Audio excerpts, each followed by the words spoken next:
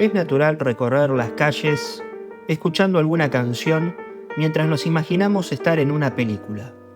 Podemos ser el protagonista luego de una noche mágica o estar en la antesala de una inesperada situación tragicómica. Gabriel Nessi, director de cine, podría ser el autor de ambas escenas. Su capacidad para conjuntar la música con la comedia es uno de sus máximos talentos. En este nuevo episodio de Videorec, desde Noir Café y Películas, indagaremos en los días de vinilo y videoclub de Gabriel Nessi. Acompáñanos.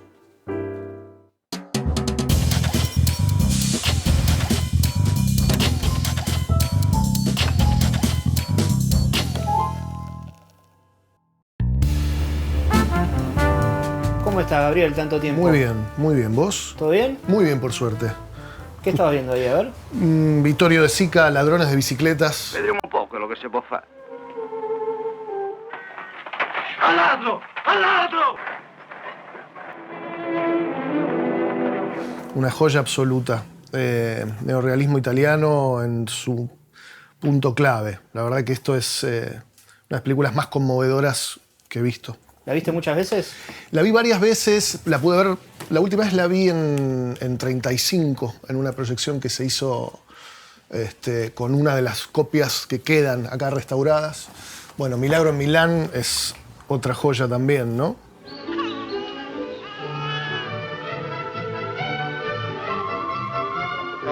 Sì, 46, 47. Tengo una debilidad por Vittorio De Sica y por el cine italiano en general también. Bueno, acá, obviamente, Fellini. Sí. ¿Qué decir de Fellini, no? ¿Cuál es la que más te gusta?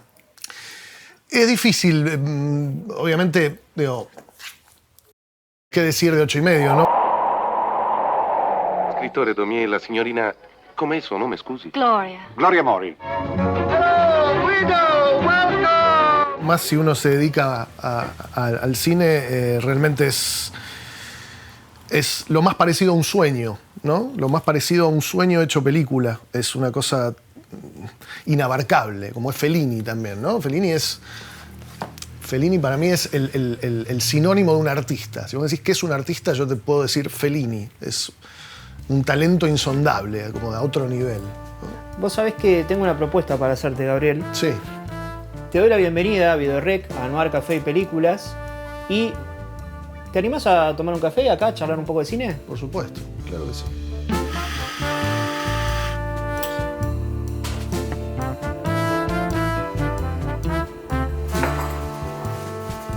¿Por qué la comedia? La comedia es un género que probablemente más disfruto, el que más consumo, y probablemente tiene que ver con una forma de mirar la vida. Es una forma de redistribuir los efectos de la tragedia en una forma un poco más digerible, ¿no? Para mí es eso, es una forma de mirar a la tragedia, es eso. La tragedia vista desde lo cotidiano, desde las pequeñas tragedias cotidianas que todos vivimos, hasta las cosas realmente un poco más grandes. Creo que es el mejor antídoto contra la realidad. Y cuando vos ves comedia hoy, ¿no? Sí. ¿Dónde encontrás hoy la comedia que a vos te gusta? Es muy difícil. La verdad es que los últimos exponentes de comedia que me parecieron divertidos fueron, Louis C.K., sí. Ricky Gervais. Y la comedia hoy me resulta un poco más difícil. Los exponentes actuales me resultan un poco más difíciles. ¿Lo ves más ponerle en el stand-up? ¿Es más presente, más vivo en el stand-up? Totalmente. Tipo los Bill Burr, Louis C.K., Ricky Gervais. Mulaney me parece divertido también, sí. Pero sí. Pero bueno, creo Bob que Burnham es otra cosa, pero también... también. Sí. También. Bob Burnham me parece muy interesante también. Pero en lo que es cine, televisión, bueno, la última comedia que me pareció que de algún modo reflejaba una forma de hacer comedia que ya no existe es la última que hizo Farrelly. Ricky Stanicki, que es una comedia que a mucha gente no le gustó, pero de algún modo yo lo que valoro es que, bueno, es como una vuelta a cierto modo de hacer comedia que hoy está obsoleto casi. Sí, claro. ¿No? con toda la corrección política que nos agobia, bueno, ver un tipo que se anima a cruzar un poquitito cierta barrera del excesivo buen gusto que tenemos hoy, es un placer. Bueno, es curioso porque ¿cómo llevas vos esto en tus películas y en tu comedia, o en tu forma de hacer comedia? Porque vos tenés una característica muy difícil, que en realidad es una característica propia de la comedia, pero que es muy difícil de llevar a cabo, que es que tus personajes hablan con cierta musicalidad, ¿no? Sumado a tu interés por la música. Entonces esa musicalidad se transporta a las líneas de diálogo, ¿no? Sí. A cómo se pronuncia ese chiste. El chiste puede ser buenísimo escrito, pero si está mal pronunciado es malo, ¿no? O no funciona, más que si es malo o es bueno. ¿Cómo haces para lograr eso en tu comedia o para convencer al actor de que el acento tiene que estar en tal palabra que en realidad no tiene acento? Y si también eso lo ves que lo está llevando a cabo alguien contemporáneo.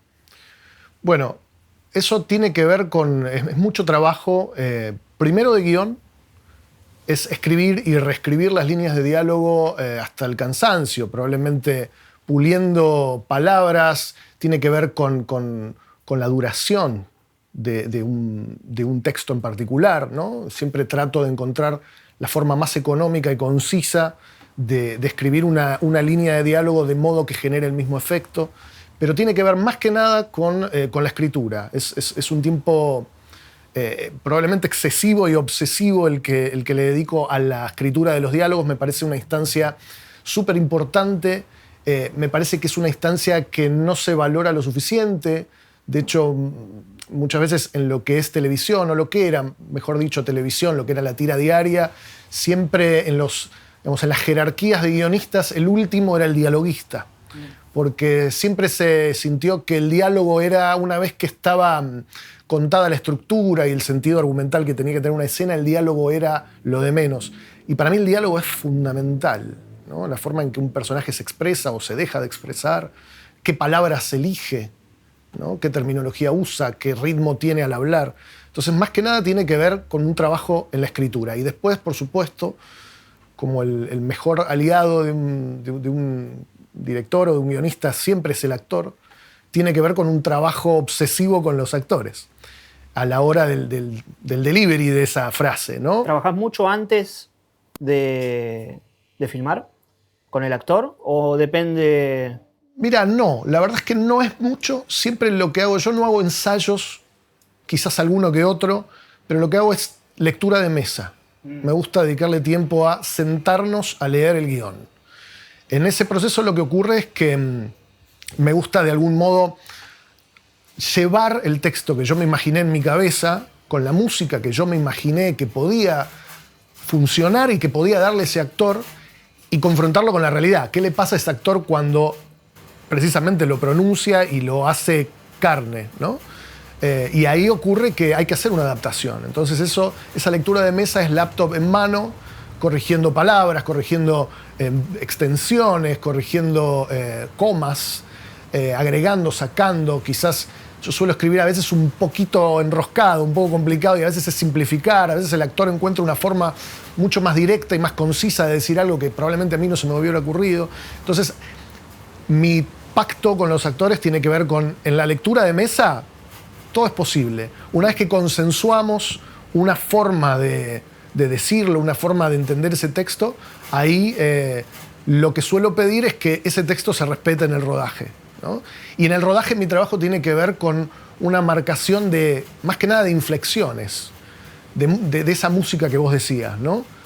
Inflexiones, matices, puntos, pausas, que una pausa no sea ni demasiado prolongada ni demasiado corta, porque ahí está la diferencia entre que un gag funcione o que no. Y después, bueno, la gran herramienta final es el montaje, ¿no? El montaje podés hacer funcionar algo que no estaba funcionando de formas que no se te hubiera ocurrido jamás cuando lo escribías. ¿Les das películas de referencia? Vos tenés películas de referencia para cada película, me imagino. Sí. Más allá de que quizás la referencia después queda muy lejana, acorde a el guión final. Pero les das películas de referencia como, bueno, estoy buscando registro? Depende. Si en el diálogo con el actor yo me doy cuenta que es algo que puede sumar, lo hago. Pero en general me parece que no, porque algún punto lo puede condicionar. Porque si vos le decís, mirá lo que hace Paul Giamatti en esta escena, vos de algún modo le estás pidiendo que su actuación se aproxime a eso y no quiero generar eso. Porque también nunca me quiero perder de algo que es muy enriquecedor, que es el primer impulso con el que viene un actor al leer un texto y al convertirse en ese personaje que vos soñaste, pero que en definitiva es el actor quien lo va a encarnar y quien... Hay un momento en que se genera un traspaso, sí. ¿Viste? Una antorcha que pasás. Yo me imaginé este personaje de este modo, ahora tomá. Y el actor lo empieza a habitar y empieza a pasar algo interesante, que es que desde ese lugar te empieza a hacer planteos o te empieza a discutir algunas cosas que vos imaginaste, y ese lugar es muy interesante porque ahí es donde se da la cosa más enriquecedora. Porque somos dos padres de una criatura tratando de entender cómo esa criatura debería comportarse o hablar, ¿no? Entonces ahí su postura es tan importante como la mía al soñarlo, ¿no? Bueno, ahora este tipo o esta chica es quien está con las riendas porque lo está habitando, porque lo tiene que decir, ¿no? Entonces, esa parte del proceso es muy enriquecedora también. Vos sos una de las personas que seguramente muchos pueden catalogar como autor, ¿no? Porque vos escribís tus películas, dirigís tus películas, le dedicás mucho tiempo, las reescribís un montón de veces. ¿Siempre encontrás algo más para decir?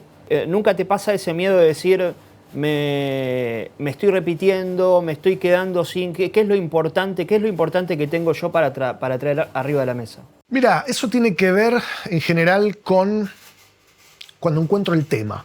Bien. Cuando encuentro el tema es cuando se empieza a cristalizar algo que era un concepto o una idea atractiva o simpática. Cuando aparece el tema es cuando eso empieza a tener una forma. En general, suelo abordar ciertos asuntos similares, o hay cosas similares, o hay características de personajes similares. Al principio quizás trataba de evitar el hecho de repetirme, pero después empecé a notar que... Es lo que te identifica. Hay un montón de directores que se repiten, qué sé yo, bueno, salvando las distancias, ¿no? Pero vos ves películas de Cameron Crowe y decís, bueno, a este tipo realmente le interesa el asunto de la música. Ves películas de Woody Allen, le interesan 3 o 4 asuntos a los que va siempre. Y hay muchísimos directores que pasan por ahí. Y me parece, a mí lo que me gusta de un director, a mí no me molesta si te repetís. Lo que me gusta es cuando encontrás en un director cuál es ese asunto que lo apasiona al punto tal que lo hace pasar 3, 5, 10 años en una película, ¿no? Y ese asunto que le interesa, que lo apasiona, a veces es tan fuerte que lo traspasa en varias películas. Entonces, eso es lo que lo hace único. Eso es lo que le da una identidad. ¿Cuáles son esas cosas que lo hacen único? Y en general tiene que ver con asuntos que realmente te apasionan o que realmente te generan rabia, que te enojan. Y esas son los dos polos en los cuales creo que nacen las obras más genuinas, ¿no? Cuando hablas de algo que realmente te apasiona o cuando hablas de algo que realmente te tortura, sí. Ahí creo que se destilan las obras que tienen realmente más identidad y que son más verdaderas, ¿no? Y trato de ir por ese lado, encontrar un tema que realmente me toque. No, y además los temas que puede haber una repetición en Woody Allen, por ejemplo, sobre las relaciones amorosas. Pero no significa que tocar el mismo tema sea abordarlo de la misma manera. Claro. La perspectiva, la óptica de Woody Allen puede modificarse de Annie Hall a Midnight in Paris a Stardust Memories todo el tiempo. Totalmente. Hay un tópico que le interesa, pero lo va abarcando de distintos lugares. Eso es lo interesante, ¿no? Encontrar diferentes ángulos y encontrar formas diferentes de encarnar un tema, ¿no? Desde qué lugar lo ves, el punto de vista. Me parece que ahí está la clave, ¿no? ¿Estás para que veamos un poco las bateas? Sí, siempre. ¿Busquemos un par de películas? Siempre. Es algo que no hago desde hace mucho tiempo, entonces el hecho de las bateas, el hecho de de poder palpar, de poder conferirle una propiedad física que sea un objeto, algo que en realidad uno considera una abstracción, como que es una sensación que te dejó una película cuando la podés tomar en tus manos. Objeto le da valor. Le da un valor diferente. Lo podés palpar y lo podés sostener en tus manos y lo podés tener disponible por más que se te haya caído internet. Eso es importante. ¿Qué estás viendo por ahí? A ver. Bueno, acá llegué a Woody Allen, que es una especie de debilidad que tengo, y veo que están todas, o casi todas, cosa que me parece buenísimo. ¿Cómo es tu top de preferencia ahí de Woody? Buscá, si querés, la... Yo te diría que Los secretos de Harry, Deconstructing Harry. How could you write that book? Huh? Are you so selfish? I don't know what it is. I'm just not attracted to her. It's sarcasm and orgasm. Está en el top 3 seguro, me parece espectacular. Después, bueno, Annie Hall, Manhattan, esta sin duda también, Crímenes y Pecados, me parece brillante. Hey, listen, I can't watch his stuff, okay? It's submental. Straight line, just looking for a punchline, you know? Then what makes New York so... I will not be destroyed by this neurotic woman. Es cómo cuenta dos historias en dos géneros diferentes y cómo las dos expresan un poco la misma idea y temáticamente están tan interrelacionadas. Esta me parece brillante y después, bueno, él intentó hacer un par de relecturas con Match Point. Irrational Man, Coup de Chance. Exactamente, pero me parece que esa sigue siendo brillante. ¿Cuál es tu favorita de las subvaloradas de Woody? De las subvaloradas me gusta, bueno, Broadway Danny Rose. They're blind. They ain't gonna pay to see a blind guy. Lou tells me you're an interior decorator. Yeah, you know Jackie Whalen? Yeah, he's a comedian. He's very funny. Me parece muy buena. Déjame ver. Bueno, esta te diría, Celebrity. You're an actress. I'm an extra. Bill Gaines? Hello, Bill. How are you? Good, good. I'm Nicole's press agent. Okay, Robin, we should really... Pull the fucking gun! Celebrity es una peli que en general no tuvo buenas críticas, que a mucha gente no le gusta, y a mí me parece espectacular por muchas razones. Primero, algo que le chocó mucho a la gente, que es la actuación de Kenneth Branagh, tratando de emularlo a él. A mí me parece que es un laburo brillante. Y es probablemente una de las únicas películas de Woody Allen que rompe con cierta costumbre de finales luminosos y esperanzadores, ¿no? Que probablemente empieza con Manhattan. Sí. Esa esperanza, tenés que confiar más en la gente del final. En Celebrity es trágico el final, en una comedia, ¿no? Que es una decisión más arriesgada aún. Bueno, La Rosa Púrpura del Cairo, ¿no? I think our poetic little archaeologist is about to make a discovery. And here I am now. Listen, old sport, you're on the wrong side. Let's get out of here and go somewhere where we can talk. Maridos y Esposas es una película que también me marcó bastante. Me encantó en su momento, la vi en su momento, la alquilé. What is this such a personal thing for you? Get my mind around this. This is what you leave Sally for? Hey. The thought of breaking up is just so painful. Y me pareció increíble lo arriesgado del estilo medio de cinema verité que le puso, ¿no? Esa cámara en mano tan frenética que también la hacen en Los secretos de Harry. Un poco casabetiana, ¿no? Un poco casabetiana. Bueno, esto es maravilloso también, dulce y melancólico. Oh my God. Well, I told you, a pimp doesn't need business cards. You're always trying to be too fancy. Yeah. I'm considered the best guitar player maybe ever lived. Una gran biopic de una especie de Django Reinhardt, que está contada con un humor espectacular, pero al mismo tiempo también tiene un final desgarrador, ¿no? Es un tipo que aprende que se ha equivocado, ¿no? ¿Cuál es así tipo tu década favorita de él? Mirá, yo creo que Woody Allen, lo que hizo entre Annie Hall y probablemente Anything Else, es como que te diría 77 al 2003, me parece que 90% son obras maestras. Hay alguna que otra que me cuesta conectar un poco más, pero ese periodo me parece increíble. ¿Y cuántos directores pueden decir que tienen semejante cantidad de películas, obras maestras dentro de su filmografía en un periodo de tiempo tan determinado? Pero lo que es, si reducimos más, de Annie Hall te diría hasta, no sé si está por acá, pero Disparos sobre Broadway, me parece que es una película alucinante. O sea, ¿te gustan, por ejemplo, considerás obras maestras September, toda la etapa dramática medio bermaniana de él? Bueno, esas me cuestan un poco más, me costó un poco más quererlas de inmediato, pero con el tiempo empecé a ver que realmente lo que estaba queriendo hacer era emular a sus héroes, ¿no? Entonces, en ese sentido, empecé a encontrarles un poco de interés. Pero si yo tengo que decir cuáles me han gustado más, bueno, esta es otra infravalorada que me parece espectacular, Poderosa Afrodita. You weren't too pleasant this evening. Judge won't see it that way. Keep a lookout for me, will you? Hi. Are you my 3 o'clock?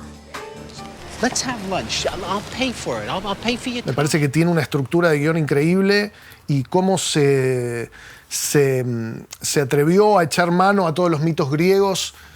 Me parece espectacular. ¿Qué más te puedo decir? Me puedo quedar horas hablando de este hombre, así que sáquenme si quieren. Pero no, estoy buscando alguna que sea más de las infravaloradas. Por ejemplo, de las modernas, últimos 15 años. Últimos 15 años, yo te diría que hasta Café Society. Café Society me gustó mucho. Después, a ver, déjame ver qué más tenés por acá. Esta, por ejemplo, es una peli que me gusta mucho. Conocerás el nombre de tus sueños. Justo de la más. Sí, que mucha gente no le gustó y a mí me parece que tiene cosas muy valiosas. My husband walked out on me for one simple reason. I was too honest with him. I refused to allow him to delude himself. You inspire me. I've always wanted to be someone's muse. I can't be in this marriage. That man you work for, you know, the one you're always so high on. Esta es interesantísima. Después... Vicky Cristina. Vicky Cristina me gusta. No es probablemente... No está Disparos sobre Broadway, que es una que particularmente me parece increíble. Bueno, Medianoche en París, ¿no? Sí. Probablemente fue el resurgimiento de popularidad que tuvo, que lamentablemente duró poco, pero nada, Woody Allen me parece que es, tiene una cantidad de películas, de guiones tan brillantes, ¿no? Como puestista, probablemente es un tipo que es muy funcional a lo que ha escrito. Y es un tipo que también confía mucho en el impulso del actor. Y los actores mismos dicen, no me dirige, no me dice nada. Pero bueno, ha logrado también hacer grandes castings, ¿no? El tipo se rodea muy bien y ha logrado escribir guiones tremendos. Y lo hace en muy poco tiempo, cosa que me genera mucha envidia también. ¿Qué más tenemos por ahí? A ver, ¿qué te gusta? A ver, bueno, los Coen me parece que también han logrado también hacer un estilo muy personal, ¿no? De los Coen, bueno, esta de Hudsucker Proxy o El Gran Salto.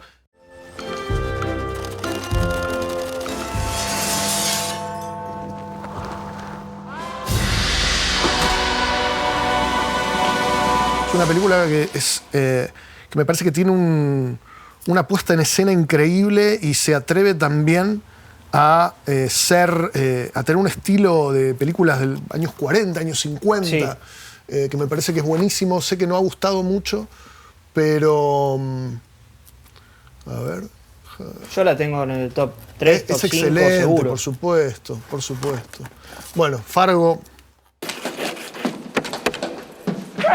I'm Jerry Lindegaard. You got the car? Looking for a Sierra with a tag starting VLR. I'm not sure that I agree with you 100% on your police work there, Lou. I think that vehicle there probably had dealer plates. Jeez.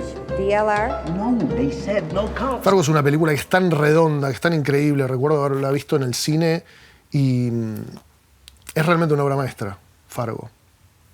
Me parece espectacular. Las actuaciones, William Macy es... ¿Hay algo de los Coen que vos digas, esto lo tomé? Puede no ser algo puede ser algo muy puntual, tipo... Mira, creo que todos hemos intentado escribir un personaje tipo el de Jeff Bridges en El Gran Lebowski. Oh, fuck it. Oh, fuck it. Yes, that's your answer. That's your answer to everything. If you would, it is no dream. Thank you, Walter. That makes me feel very secure. Todos, en algún momento, los que intentamos escribir comedia, intentamos escribir un personaje así y no lo logramos. Pero lo que más me gusta de ellos es cómo logran hacer una comedia, como por ejemplo, una comedia asordinada como esta, A Serious Man, sí. I think it's time that we start talking about a divorce. How are you? I don't want it to just go away. I want an answer. Sure, we all want the answer. It sounds like she's become a sort of thing. Cómo han logrado hacer una película tan asordinada y con una actuación tan buena como la de este hombre que se llama Michael Stuhlbarg, creo, ¿no? Sí. Ellos logran destilar algo de la comedia en un asunto que es mucho más grande que ellos quieren contar, ¿no? Pero muchas veces logran eso mismo, que no parezca que es una comedia, pero que sí lo es. Bueno, hablando de Woody Allen y de las infravaloradas, esta me parece hermosa también. La vida y todo lo demás, una traducción bastante poco feliz que le pusieron a Anything Else. No. Pivot. I just put a loaded gun in the house. Did I get you to bad time? Oh, hey, Harvey. I just want to actually, set the date. I just want to set the date for the end of the week for lunch. Right. Friday. How's Friday? Friday. You know, hold on one second, Harvey. That's it. You know, I have some cold steamers in the fridge from a week ago Sunday. Are you hungry? No. I make it a practice never to ingest bivalves that have been dead for more than 70 Que desde las recientes, probablemente es la última gran comedia que hizo él, a pesar de que nadie piensa lo mismo. No, yo también. ¿Vos pensás lo mismo? No, yo he escrito... No, acá no vamos a andar hablando de uno, ¿no? Pero he escrito gracias a Anything Else. O sea, he escrito algo, o se me ha ocurrido una idea que la he podido terminar gracias a Anything Else. Me parece espectacular. O sea, de un día para el otro escribí 50 páginas después de terminar de ver Anything Else. No es para menos. Es una gran película. Y ahí hay un poco de Annie Hall, sí, pero con Woody Allen como coequiper de alter ego de Jason Biggs. Exactamente. Me gusta cuando trata de buscar actores de la nueva generación que un poco pueden subirse a la forma de decir de él, porque él escribe los personajes protagónicos para él. Sí. Entonces ahí encuentra, y creo que no lo ha logrado con Timothée Chalamet o con actores más jóvenes que no logran entrar en eso, ¿no? En esa forma un poco más meticulosa de entender los diálogos, y tratan de dar como una impronta un poco más actual, más descontracturada a los textos que están escritos para ser dichos con una cierta cadencia y con una cierta musicalidad, y hay algo que queda lavado. Y lo que pasa que Chalamet no es un actor de comedia. No es un actor de comedia. Owen Wilson sí, Jason Biggs sí. Eso es cierto, pero también creo que tiene que ver con el hecho de que han comprendido una cierta forma de contar que proponía él en su guión, ¿no? Imagino que al leer un guión escrito por él hay algo que el texto mismo ya te debe estar indicando cómo decirlo, que es básicamente como lo diría él. Claro. ¿No? Como hizo Kenneth Branagh. Bueno, vamos a salir un poco de Woody Allen porque si no va a parecer... bueno, acá está toda la filmografía de Spielberg, que a la hora de estar en un videoclub también retrotrae a momentos de la infancia en la cual ir a un videoclub y encontrarse con algo de Spielberg siempre era, bueno, una promesa de que ibas a salir transformado de esa experiencia, ¿no? Más siendo chico. ¿Cuál es la película de tu infancia de Spielberg? Mira, de la infancia yo te podría nombrar 2 o 3. Bueno, E.T. probablemente sea una de ellas. E.T. la vi en el cine.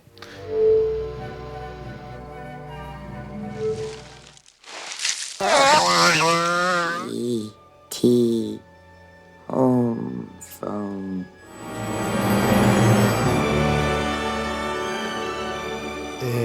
Y fue realmente algo muy movilizante. Después la alquilé en video y la pude revisitar, pero otra que te podría decir es Encuentros cercanos del tercer tipo.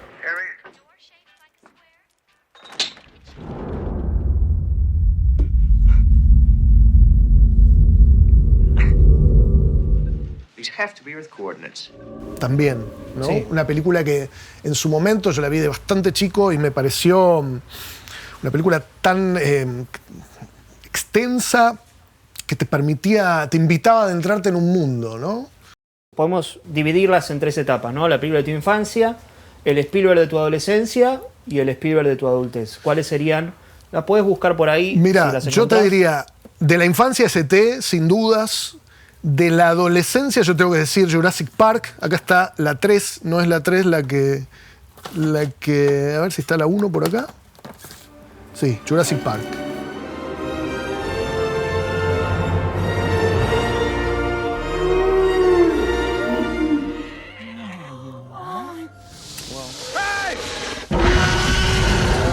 Jurassic Park, recuerdo haberla ido a ver al cine sabiendo todo el espectáculo audiovisual que uno iba a ver, pero después no me esperaba una película de esta calidad. Me parece que sigue siendo una gran película, más allá del espectáculo y más allá de lo increíble que fue en su momento. No estábamos acostumbrados a ese tipo de efectos especiales. Fue como realmente un antes y un después. Y después descubrir que los efectos especiales eran algo importante, pero que por debajo había una gran película con un gran guión, con un ritmo espectacular, con unas actuaciones muy buenas, con una apuesta tremenda. Eso fue maravilloso. Y después de la adultez, yo tengo una debilidad por Catch Me If You Can, Atrápame Si Puedes. You can take as long as you want, but when you come back into this room, I want to see a name on that line. You always told me that an honest man has nothing to fear, so I'm trying my best not to be afraid. Todo en esta película es maravilloso. Las actuaciones, el guión, lo que hace Christopher Walken, lo que hace Tom Hanks. Me parece que, bueno, la estética, ¿no? El ritmo, el montaje de esta película. El montaje de esta película es tremendo. Es una maravilla. Además, una cosa medio multigénero, ¿no? Un poco comedia, estafa, crimen. Totalmente. ¿Qué más tenemos por acá? Bueno, Terry Gilliam. Terry Gilliam me encanta. Bueno, acá tenés los Monty Python también. Monty Python es probablemente lo primero que vi que me hizo tener una apreciación por la comedia particular. Bueno, el Flying Circus. What, she says? It's sillier than ever. You don't fool me, you stupid minor bird. I'm not deaf yet. Just you wait. Violence. In Monty Python's Flying Que en su momento se podía alquilar en videoclubes por volúmenes. Acá está, de hecho, el volumen 2. El Flying Circus de los Monty Python me marcó mucho porque también me mostró una forma de comprender la comedia desde el humor absurdo, ¿no? Que después lo descubrí en Airplane o Dónde está el piloto, en Top Secret, ¿no? Con los Zucker y los Abrams. Es entender el humor desde un lugar absurdo, es algo que también fue una bisagra para mí, ¿no? También que un poco que el remate no termina siempre distinto.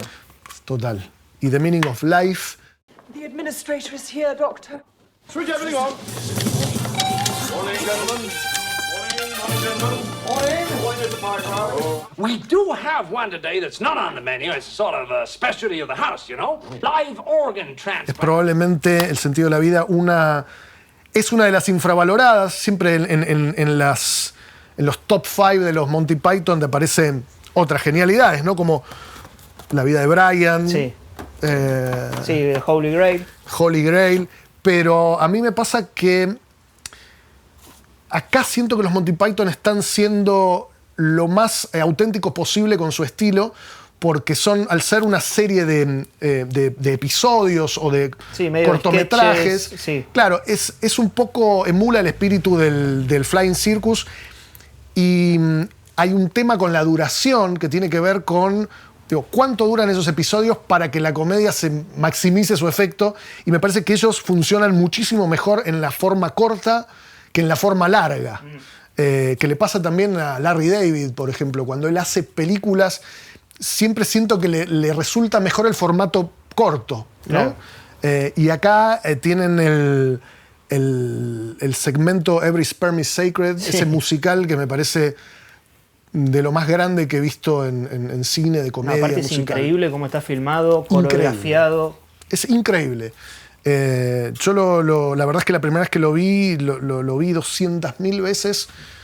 Me pareció una cosa de otro planeta. Están los pececitos, están los... Sí, todo. Todo de esta película me parece fantástico. Es como es un gran, probablemente, compendio del Flying Circus, pero me parece tremendo.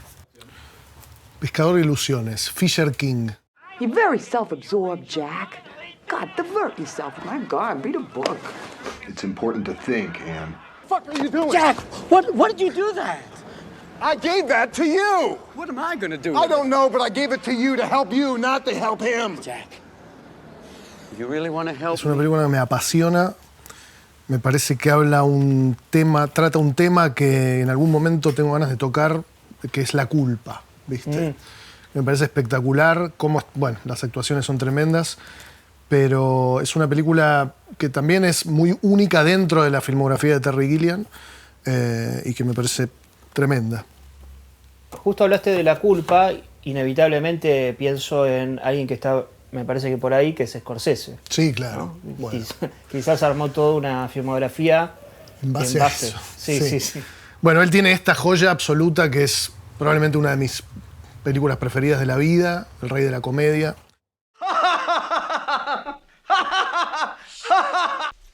I can't believe this. I gotta go now. Yeah, I gotta catch a bus.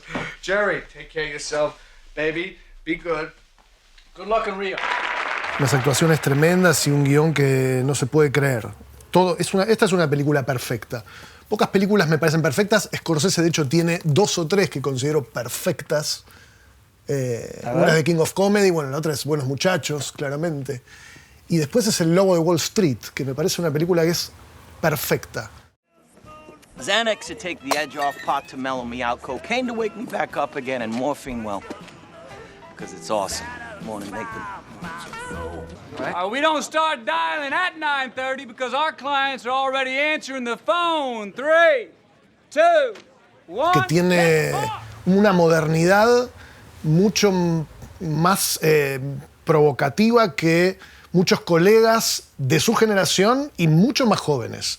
Cuando Scorsese hizo Lobo de Wall Street, no sé qué edad tendría, pero ya 60 y largos quizás. Sí.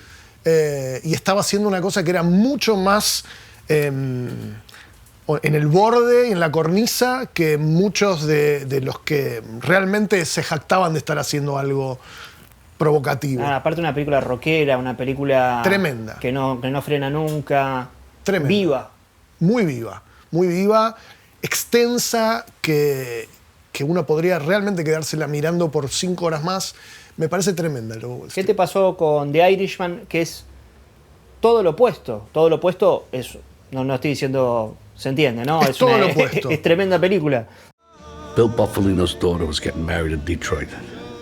Bill was a Teamster lawyer, but more important, he was Russell Buffalino's cousin. All right, Frankie. Get that fixed, because it'll go again on you, I'm telling you. Thank you. All right. I will. Thanks again. Good luck, buddy. Pero es todo lo opuesto en ritmo, en... esto... Vamos a hablar en otro tempo, va a ser una película más pausada. Me parece que es un acto de rebeldía igual que el Lobo de Wall Street, pero en el otro sentido. Poder tomarse ese tiempo para narrar, poder hacer una apuesta de ese estilo y también jugársela con ciertas cuestiones que tienen que ver con los efectos especiales, con el rejuvenecimiento, que hasta ahí nadie lo había hecho. Sí. Fue muy criticado por eso, pero fue el primero que lo hizo. Entonces me parece espectacular. Y también fue una película que se nutrió de las plataformas para poder hacerse realidad. Eso también fue una lección para todos nosotros los que decíamos, el cine es en el cine. Sí, el cine es en el cine, pero fíjate que también podés nutrirte de las herramientas que te da la actualidad, como hizo él, ¿no? Al mismo tiempo, el tipo hizo Hugo y también hizo el documental de Bob Dylan, el de George Harrison. Me parece que realmente encuentra su estilo más allá de la temática que aborde, ¿no? Acá tenemos a Billy Wilder, que es otro maestro absoluto, ¿no? Tiene probablemente la primera gran, quizás medio blasfemo, pero quizás la primera gran comedia romántica, que es The Apartment. Should have stayed in bed this morning. You should have stayed in bed last night. 19. Watch yourself. Otra película perfecta, si las hay. ¿Volvés una y otra vez a The Apartment? Siempre vuelvo a Billy Wilder. Me parece bien. que es una gran... Bueno, acá está The Lost Weekend también, que es una quizás que no es de las más... bueno, está en un box acá. Sí. Quizás no es de las más valoradas, pero no sé si hay mejor película sobre el alcoholismo que The Lost Weekend. And out there, it's not 3rd Avenue any longer, it's the Nile net. The Nile, and down it moves the barge of Cleopatra. Come here. Purple the sails and soul perfumed that the winds will love sick. Está ahí con Days of Wine and Roses. Tranquilamente. Y a ver si está mi favorita de Billy Wilder acá, que es Sunset Boulevard. Can't you wait until I'm done, eh? No. Please. All right, Mr. DeMille, I'm ready for my close-up.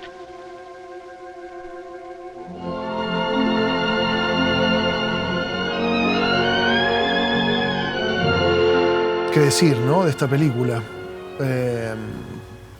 Una maravilla absoluta. ¿Te gustaría escribir algo así, tipo policial, noir, cine negro? Me encantaría, de hecho tengo un guión escrito en esa línea que algún día probablemente será producido o no, o quede en un cajón, pero me parece espectacular. Bueno, Double Indemnity, ¿no? Sabrina, todas. Witness for the Prosecution, en fin. Billy Wilder es maravilloso, y también su maestro, Lubitsch, que creo que, bueno, por lo menos a mí esta es la película que más me ha llegado de Lubitsch. You know, you're quite famous in London, Colonel. They call you Concentration Camp Earhart. Yes. We do the concentrating and the Poles do the camping. Esto me parece que es una comedia brillante desde todo punto de vista, y además es una película del año 42, que hablaba del nazismo cuando el nazismo estaba ocurriendo. Eso es algo que hacía humor con el nazismo, cuando el nazismo estaba probablemente en su auge, en su momento de mayor poder. Este tipo se animó a hacer una comedia sobre ese mundo con las consecuencias que claramente podía traer. Yo creo que es un mensaje muy vivo para esta época, en la cual la corrección política nos ha llegado a un nivel en el cual es sofocante. Realmente, a la hora de escribir, de filmar, de dirigir, todo el tiempo me encuentro con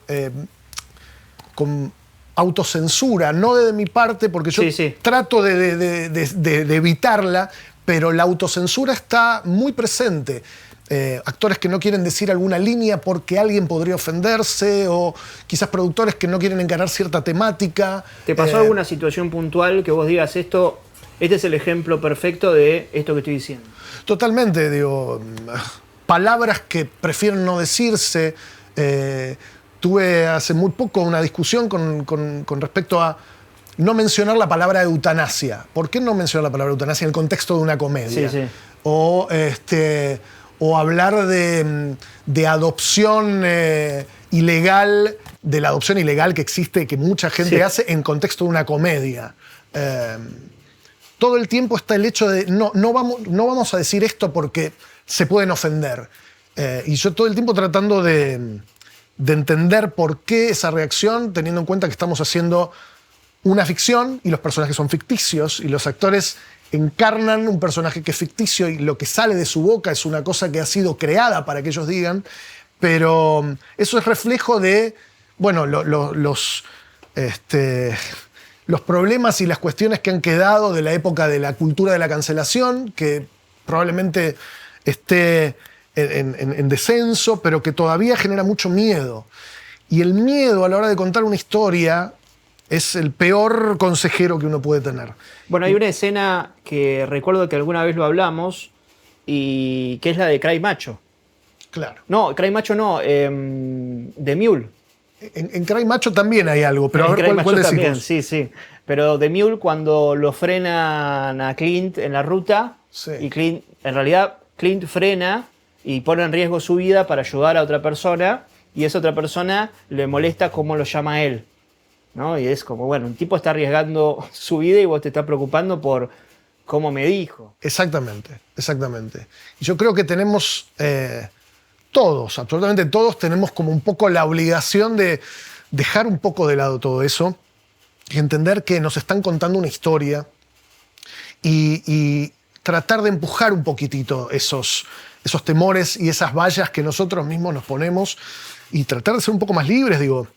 Recordar el cine de los 70, el cine que realmente no le hacía asco a tratar temáticas complicadas desde la comedia o no, pero cuando la comedia es el tamiz, digo, más aún es algo que te valida el hecho de poder decir ciertas cosas y tocar ciertos temas, ¿no? No, además bueno, de eso se trata.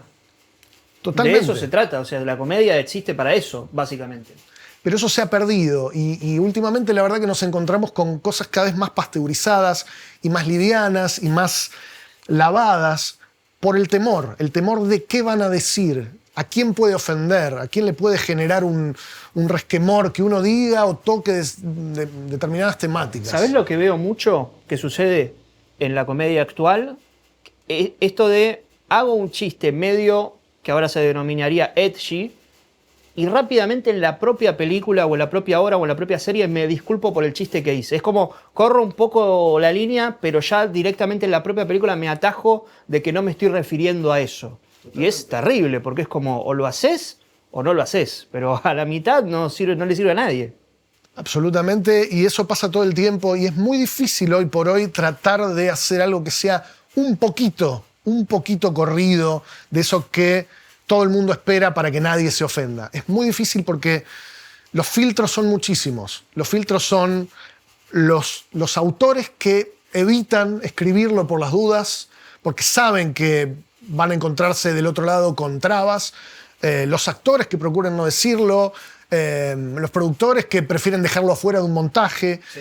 Realmente es muy difícil, pero es una batalla que tenemos que dar y que tenemos que también ver a los que en su momento lo hicieron y corrían riesgos un poquito más graves que nosotros, que nos pueden escrachar en Twitter.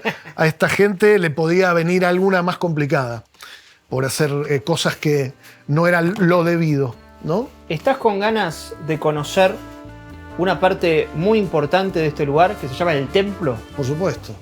¿El Templo de la Perdición? El Templo de la Perdición, exacto. Dale. Llegamos al templo. En este lugar, Gabriel, vas a elegir las 3 películas que hoy alquilarías. 3 películas que significan mucho para vos. 3 películas representativas de tu vida. 3 películas que hoy te llevarías a tu casa y verías ahora mismo. Bueno. ¿Puedes buscar? Mejor solo que mal acompañado. John Hughes. I want a fucking car right fucking now. May I see your rental agreement? I threw it away. Oh, boy. Oh, boy, what? You're fucked. Probablemente de las mejores comedias de los 80, Steve Martin y John Candy, que hacen una dupla espectacular, probablemente de las mejores duplas del cine de comedia. Es una película que realmente es una película del corazón. Cada vez que la veo me detengo a verla, la vi 8000 veces, pero la volvería a ver en este preciso momento. Todo es perfecto, el timing de la comedia, el guión, las actuaciones, la emoción, la secuencia final es espectacular, la música. Esta película es hermosa. La parte del aeropuerto. Hermosa. ¿No? La parte del auto alquilado. Espectacular. A ver, vamos por una segunda. This is Spinal Tap. What do you say? Let's boogie.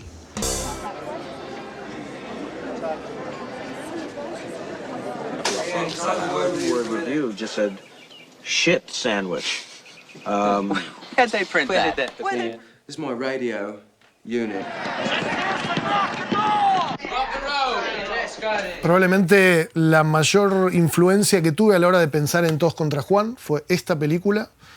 Me imaginé cómo sería hacer un Spinal Tap de actores. Armé una productora, así que cualquier proyecto que tengas, tráemelo, dale. Sí. No me puedes sentarte, ¿eh? Tienes que ser actor.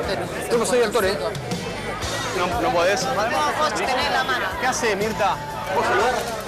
A mí el tema de la música es un tema que me gusta particularmente y me parece que lo que hizo Rob Reiner acá es de otro nivel, ¿no? La creación de esta banda, el estilo documental.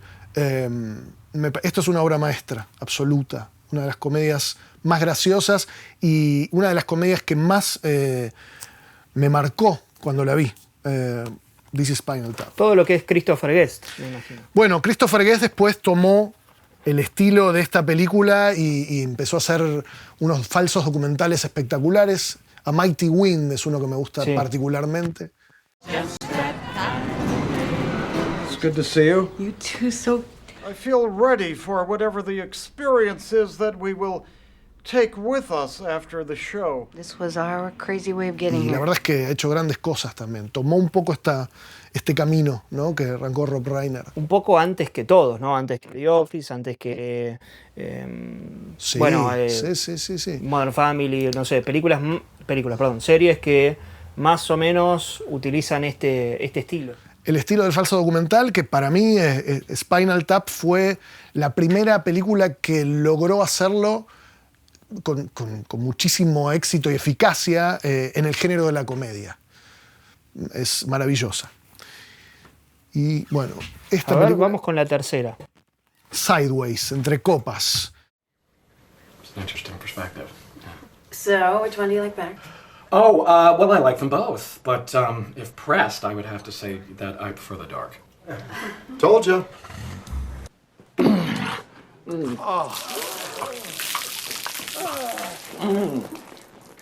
How's that? Oh, buddy. Alexander Payne es uno probablemente de los directores que más me gusta de los contemporáneos. Y esta película funciona en todo nivel. Es un placer absoluto de ver lo que hace Paul Giamatti, lo que hace Thomas Hayden Church. Me parece que también encarnan una dupla maravillosa, cómo retratan el mundo del vino como nunca nadie lo hizo, y cómo también hablan de esta crisis de mediana edad de estos personajes en un tono que es realmente espectacular, brillante, ¿no? Para Mensaje en una botella, ¿cuánto jugó ahí Sideways? Muchísimo. Yo creo que cuando vi Sideways tuve como un poco la necesidad de empezar a explorar el mundo del vino desde un lugar narrativo. Lo que tiene Mensaje en una botella, que toma de Sideways, es que en Mensaje en una botella se habla de vino con conocimiento de causa, digamos. Los personajes...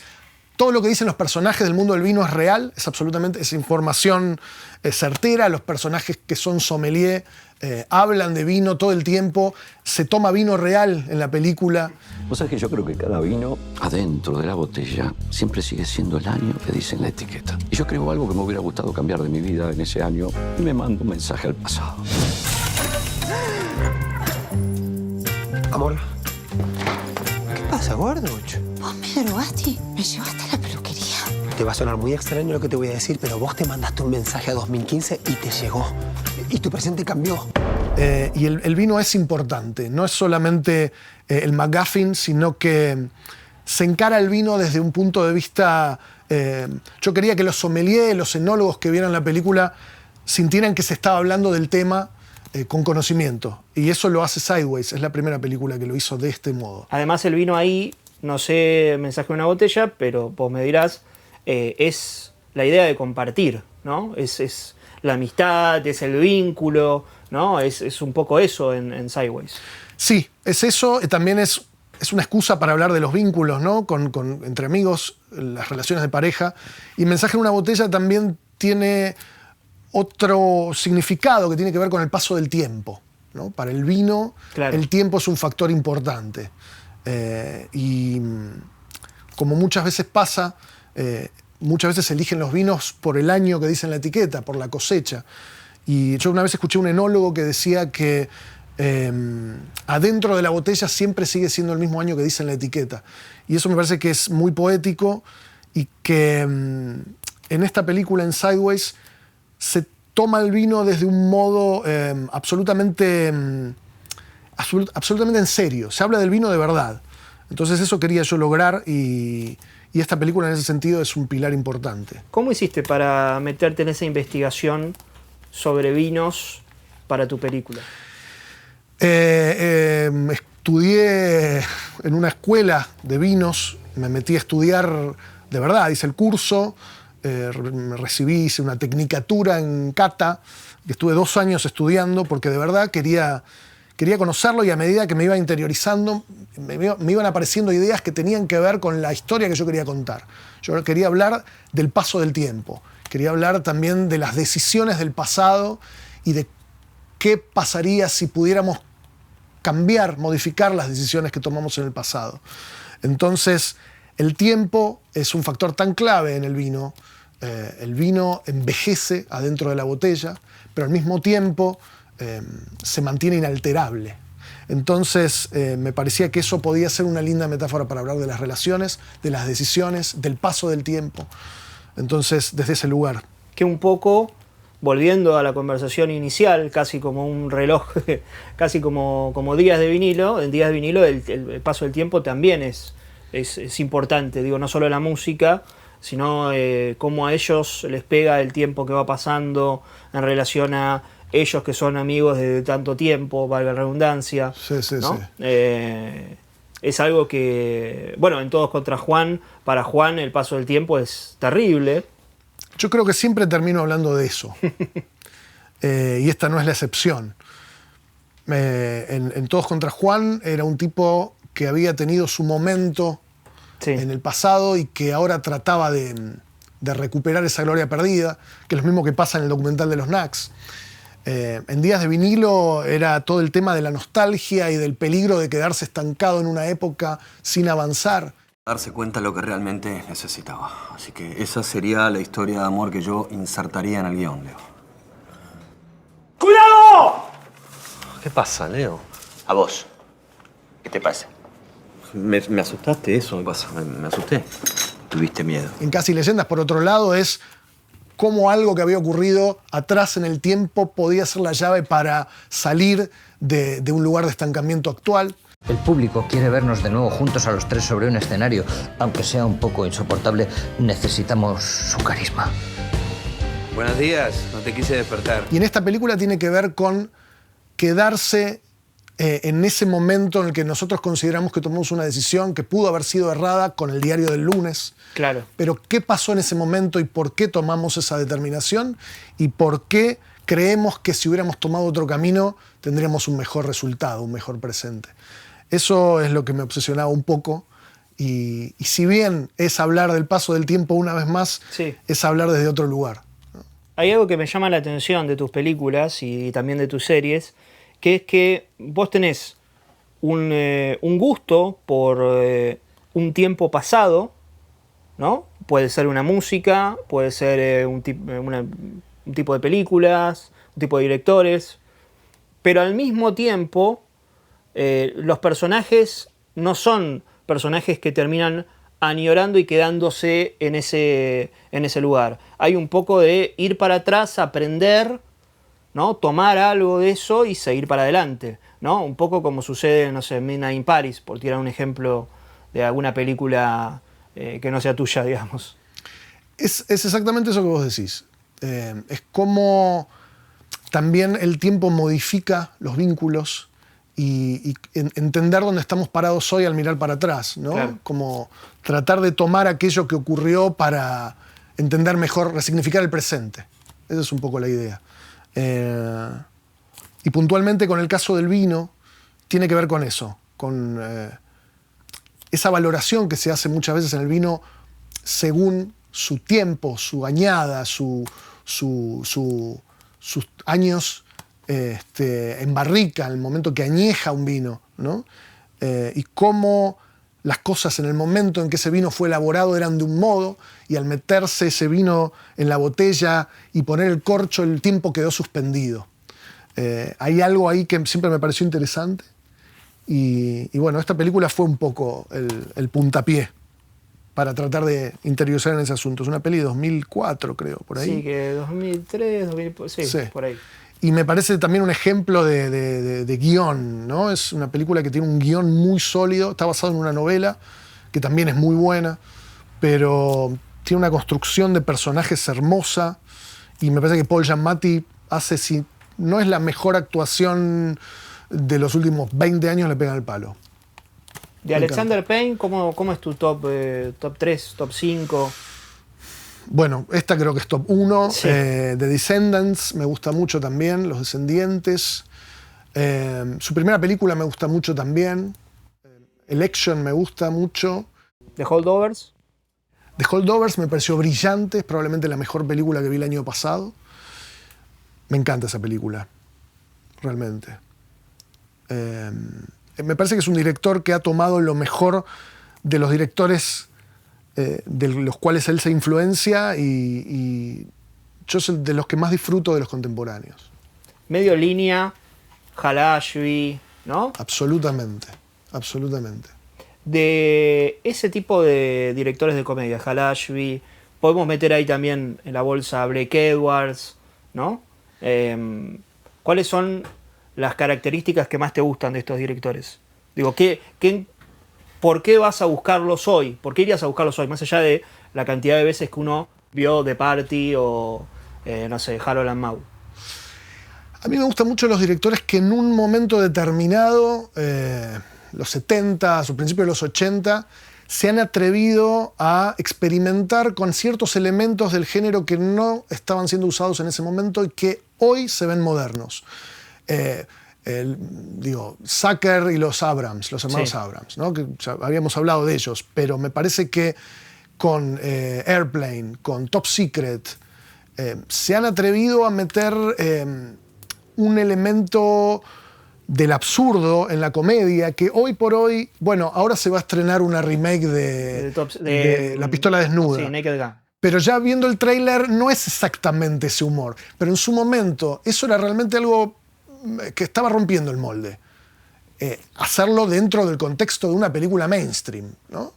Entonces, yo a veces voy para atrás a buscar en directores cosas que rompieron el molde hace 40, 50 años.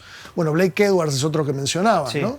Blake Edwards es otro, que también, o sea, The Party es una película modernísima, que si hoy la hicieras, probablemente, no sé si tendría la misma aceptación que tuvo en su momento, pero también era algo muy moderno.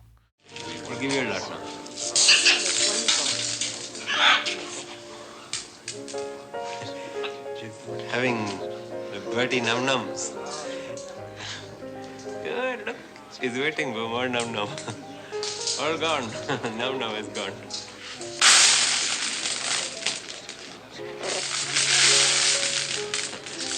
Película con muy poco diálogo, casi nada de diálogo, con gags absolutamente visuales. Hoy el gag visual es algo que está en decadencia, que prácticamente no se hace.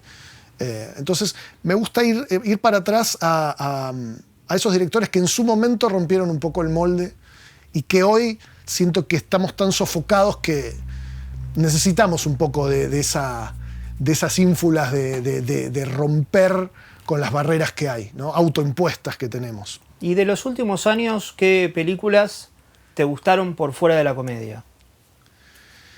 Volvés a los grandes directores, digo, no sé, pienso en Paul Thomas Anderson, pero quizás me decís, no, vi una película francesa que yo desconozco y te conquistó. Digo, ¿tenés 3 o 4 películas en las que decís, o con las que decís, bueno, acá hay un poco de esperanza? Mirá, del último tiempo hay una película que me pareció muy interesante que se llama Riders of Justice. Hvad sker der? Jamen, de har bedt mig om at blive. Hvor lang tid? 3 måneder. Que es con Mads Mikkelsen, que me parece un gran ejercicio de tono. Es una película que está filmada con mucha oscuridad desde la fotografía y desde el relato, desde las actuaciones, pero en el fondo es una comedia disparatadísima. Entonces me parece un gran ejercicio tonal esa película y me parece súper arriesgada. Es una película que está en las principales plataformas y es súper mainstream, pero es una película que tiene realmente un tono muy dark para contar una comedia. Y hoy por hoy, siempre que uno habla de comedia, se espera, hay una cierta estandarización del género, en la cual se espera que todo sea brillante, todo esté súper iluminado, todo sea muy amable y amigable. Y estos tipos se atrevieron a hacer una comedia y filmarla de un modo absolutamente, para mí, innovador, que es con la oscuridad de un thriller. O sea, es una comedia negra, pero con todas las letras. Y después de los grandes, a mí las películas que más me gustó en los últimos 10 años es Bridge of Spies, ¿no? Puente de Espías. He was making photographs from 70,000 feet when he was shot from the sky. People in my country consider this an act. Esa película me parece que es una sinfonía en todo sentido. Todo está bien. ¿Viste? Cuando todo absolutamente está bien. La puesta, la música, las actuaciones, el guión, todo me parece de una precisión hermosa. Solamente Spielberg puede hacer ese tipo de cuestiones. Hay algo en este programa, en este querido programa, que se llama La Chapa. Sí. Que te voy a invitar a que elijas 2 películas, pero vamos a ir con la primera, que es, vas a buscar una película de las bateas que no viste, que alquilarías. Ok. Y esa película, para cuando salga este episodio, la tenés que tener vista. Ok. Y comentar abajo de este video qué te pareció. Ok. O sea, tenés un compromiso, tenés una tarea. Una tarea para el hogar. Bueno, déjame revisar un Podés poquitito. buscar, puede ser una película pendiente de tal director, puede ser una que te hablaron bien y nunca le diste una chance. Bueno, déjame buscar un poquito y te digo. Y mientras te digo la otra pregunta, a ver si capaz que te ayuda a matar 2 pájaros de un tiro, que es, ¿qué película no alquilarías? ¿Qué película no alquilaría? Eso es durísimo. ¿Porque ya la vi y no me gustó o porque...? Sí, o porque no la viste pero la prejuzgás al 100%. Eso es más difícil todavía. Bueno, a ver...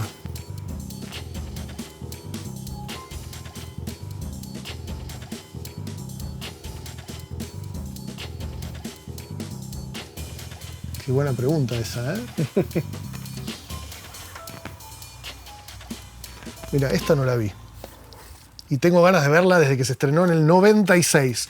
Shine. So he said there's no such thing as a soul. Oh, that's ridiculous. Ridiculous, you're right. I'm ridiculous, let me tell you. And callous, ladies, and callous. Ridiculous and callous. Because it was a tragedy. Ridiculous tragedy.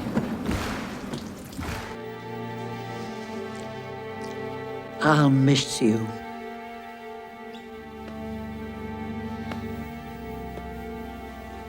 Shine no la vi. Creo que Geoffrey Rush ganó por esta película. Sí, sí. Y la tengo pendiente hace casi 30 años. Shine. ¿Llegó el momento de Shine? Llegó el momento de Shine. Perfecto. Y la que nunca vería... o nunca volverías a ver. Ah, entonces una que vi y no me gustó. Déjame ver. Uy, qué difícil. Mira, te puedo hablar de una película que quizás no me interesa tanto la temática, por ejemplo, que fue muy premiada, incluso 7 nominaciones a los premios de la Academia, pero no tengo mucho interés en ver Elizabeth, por ejemplo. Y mucho menos la que creo que es su secuela, La Edad de Oro. Son películas que probablemente no elegiría, probablemente son brillantes, no lo sé, puro prejuicio, pero no sería lo primero que vería. Está bien. Perfecto. Y vamos cerrando este nuevo episodio de Videorec sin antes agradecer a Noir Café y Películas, Marcos y Ariel por este hermoso videoclub en el que estamos, a Tutuca Rental, Pablo, Agustín, Javier y su equipo por ser nuestro rental de confianza, a Rock and Films Mario por ser nuestro sponsor de remeras cinéfilas. Aquí, Gabriel, te vamos a extender un regalo de Rock and Films. Una remera, a ver de qué es. Jaws. Claro que sí, Tiburón. Spielberg. Tiburón del señor Steven Spielberg. Una película tremenda, ¿qué podemos decir de Tiburón?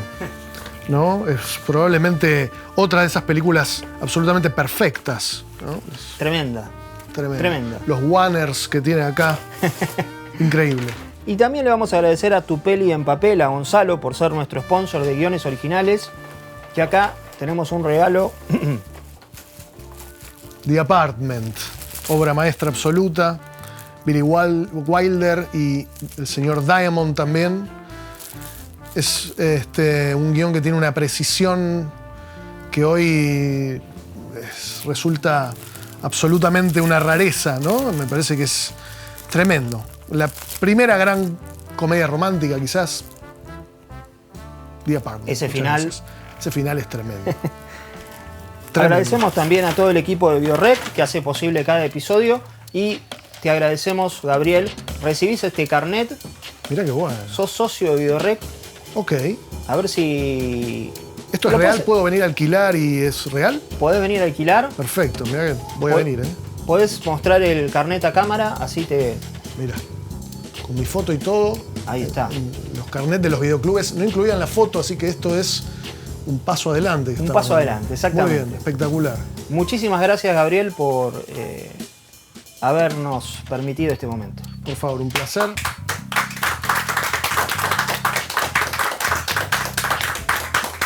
Gracias por dejarme estar en un videoclub un ratito, después de 20 años fuera de este lugar.